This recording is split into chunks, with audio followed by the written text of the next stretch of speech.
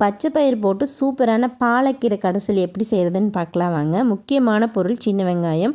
நீங்கள் பாலக்கீரை கடைசலுக்கு மட்டும் இல்லாமல் உங்களோட எல்லா குழம்பு வகைக்குமே பார்த்திங்கன்னா சின்ன வெங்காயம் யூஸ் பண்ணால் டேஸ்ட்டும் நல்லாயிருக்கும். அதோட ஹெல்த் பெனிஃபிட்டும் உங்களுக்கு அப்படியே கிடைக்கும்.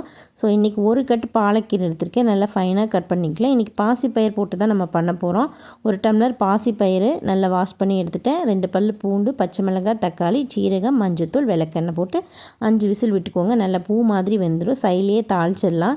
எண்ணெய், கடுகு, வரமிளகா, கட் பண்ணி வச்ச சின்ன வெங்காயம், நம்ம கட் பண்ணி வச்ச கீரையும் இது கூட சேர்த்துக்கலாம். நான் எந்த தண்ணியுமே விடல. கீரை பொறுத்த வரைக்கும் தண்ணியில் வேக வைக்காதீங்க. சிம் பண்ணி க்ளோஸ் பண்ணிட்டீங்களா அது 10 நிமிஷத்தில் ஆவிலேயே சூப்பராக வெந்துடும். தேவைப்படுற அளவுக்கு உப்பு போட்டுட்டு நல்லா வதக்கி விட்டுறலாம். இப்போ நான் தண்ணியே ஊற்றல, இந்த அளவுக்கு நல்லா வதங்கி வந்திருக்கு.